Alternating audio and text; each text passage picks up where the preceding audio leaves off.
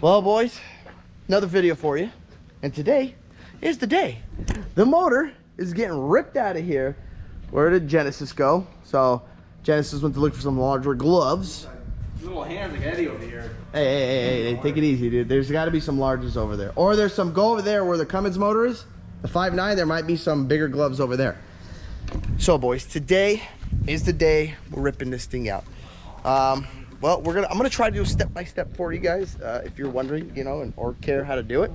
I figured probably maybe 2-3 hours, maybe 2 hours, and we should have this. What's the problem, you? What's the problem? You want to go on the trampoline? Okay. So I figured probably 2 hours, you know, and we should have this motor out and on the stand, ready to take apart and inspect it and see and figure out pretty much what's going on, and then we'll got to figure out what Nick wants to do with this thing. Let's get more power out of her. I told him, if you Tim the Toolman, more power. If you're gonna pump more power in me, I already showed him I have a Whipple in the cart, and I just have to push, boom, payment. It's already added, it's already ready to go in there. So we just got to see. But now what we got to do, first step, did you get the Zeus fitting tool? No. Okay, I'm gonna grab that, and we're gonna pull this thing off because we need room. Nick's, I'm coming, baby, just one sec. The back of Nick's car is not going to come off. There's no bolts or anything on here, so we got to get as much room as we can, pop this off, tape this so we don't scratch anything, and well, let's get started. Pull it. All right, boys, so we have, it looks like a lot, but we haven't done that much. Pulled the little covers off there, got all the coolant lines out of the way, drained all the coolant. You can see the line laying right there. Unplugged all of the injector lines, and unplugged, you know, just a couple fuel lines going, crossing over here, crossing over there, all these sensors, IEC, coolant temp, throttle positioning. So now we're ready to pull this intake. So Genesis is gonna pull it, pull that off, should be ready to go. Holy sh, what the how? Dude, this, I think this is, I think this is a little bit of Glamis, Buttercup, little, oh, that feels like Gordon's. Let's see, this is, wow, that is insane, guys. Dude, there's piles Look of at sand that. in this. Holy crap. What the all right, well, so for you guys that are wondering why we're showing so like in shock, you shouldn't have this much sand in here. And for you guys that are wondering, yep, they are cathedral ports. But the main thing, yeah, is this is not normal. Yeah, just set it down. Yeah. Put it on the table if you want. But this is not normal, guys. You should not have this much sand under here. So this is insane. It's not normal for sure.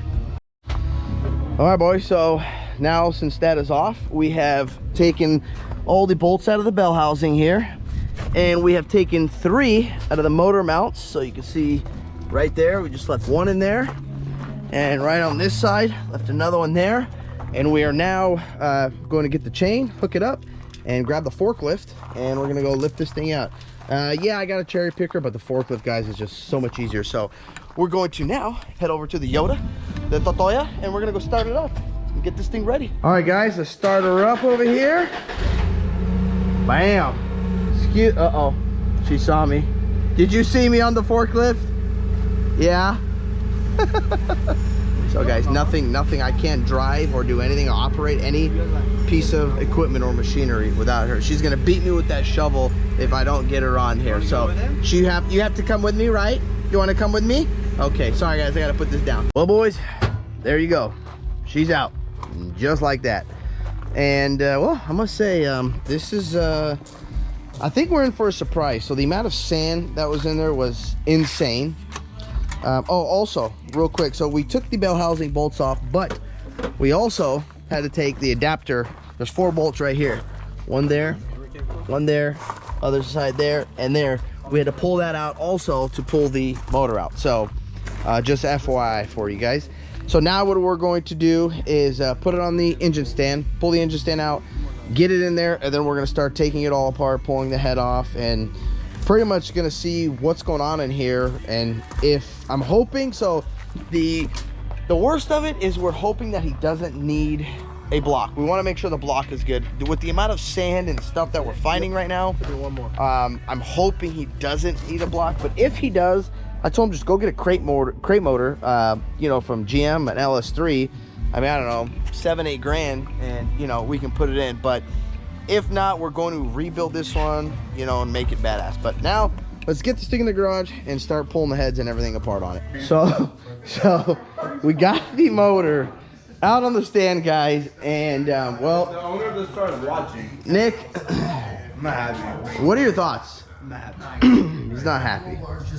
Why aren't you happy? This was a rebuilt motor. Yeah, that. It had more sand under the intake than the entire desert combined. This, guys, we've confirmed it was not a rebuilt motor.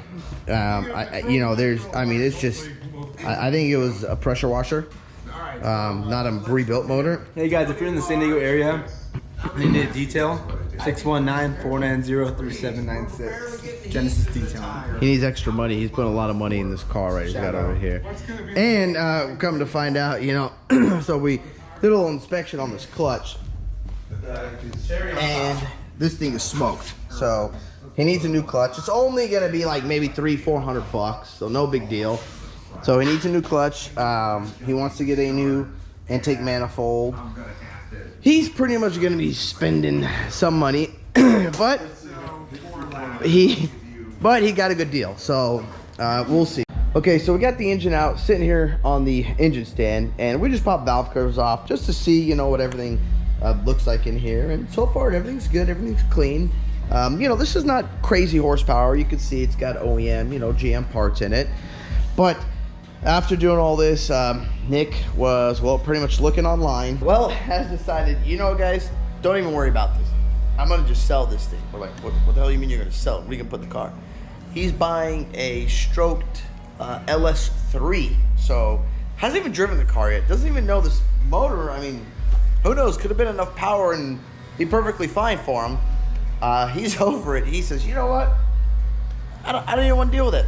Let's just go get a brand new stroker LS3 from GM.